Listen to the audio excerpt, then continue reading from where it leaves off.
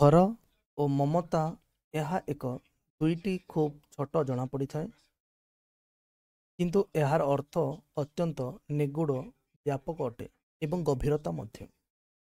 ସୀମାହୀନ ଏହାର ଅର୍ଥ। ଏହି ଶବ୍ଦ ଦୁଇଟିର ସମ୍ପୂର୍ଣ୍ଣ ବ୍ୟାଖ୍ୟାନ କରିବା ଏହା ଅସମ୍ଭବ ଅଟେ। ଏହି ଶବ୍ଦ ଦୁଇଟି ମଧ୍ୟରେ ଭରି ରହିଛି ଚମତ୍କାର ଜିନିଷ, ପରସ୍ପରକୁ ବାନ୍ଧି ରଖିବାର ଅଦ୍ଭୁତପୂର୍ବ ଶକ୍ତି ରହିଅଛି। ଏହି ଶବ୍ଦ ଦୁଇଟି ଠାରୁ ଅଧିକ ଚମତ୍କାର ତଥା ମଧୁର ମଧ୍ୟ ରହିଛି।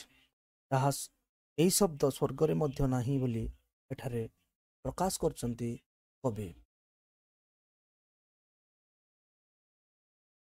ଘର ଓ ମମତା ପରସ୍ପର ପରିପୂରକ।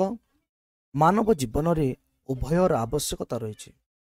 ଦୁଇଟି ମଧ୍ୟରୁ କେଉଁଟି ମନୁଷ୍ୟର ଦରକାର କହିବା କଠିନ ଅଟେ। ଗୋଟିଏ ବିନା ଅନ୍ୟଟିର କୌଣସି ମୂଲ୍ୟ ନାହିଁ। ମମତା ବିନା ଘର ଏକ ତିକ୍ତତା ବା କ୍ରୋଧିତ ବୋଲି କୁହାଯାଏ।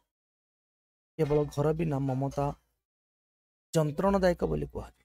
ତେଣୁ ଜୀବନରେ ଦୁଇଟି ଯାକର ଆବଶ୍ୟକତା ରହିଛି। ତୁମେ ଯେକୌଣସି ଦୁଇଟି ଯାକ ମଧ୍ୟରୁ ଗୋଟିଏ ପାଇବ, ଅନ୍ୟଟି ତୁମେ ଆପେ ଆପେ ପାଇଯିବ। ପରସ୍ପର ଘର ଓ ମମତା ଯେଉଁଠାରେ ମିଳିତ ହୋଇଥାଏ, ସେଠାରେ ଦିବ୍ୟ ଭରା ଐଶ୍ୱର୍ଯ୍ୟର ଉତ୍ତରଣ ଆରମ୍ଭ ହୋଇଥାଏ। ଧନୀ ଗରିବ ଭେଦଭାବ ଠାରୁ ଏହା ଅନେକ ଦୂରରେ ଅବସ୍ଥାନ କରିଛି।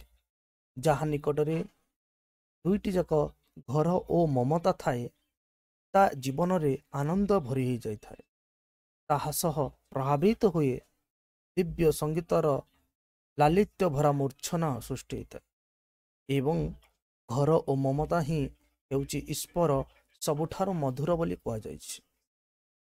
ଏହି ସମତୁଲ୍ୟ ବସ୍ତୁ ବୈକୁଣ୍ଠରେ ମଧ୍ୟ ଏହା ଦୁର୍ଲଭ ଅଟେ ବୋଲି ଏଠାରେ କବିତାରେ ବର୍ଣ୍ଣନା କରିଛନ୍ତି ହୋମ୍ ଆଣ୍ଡ ଲଭ୍।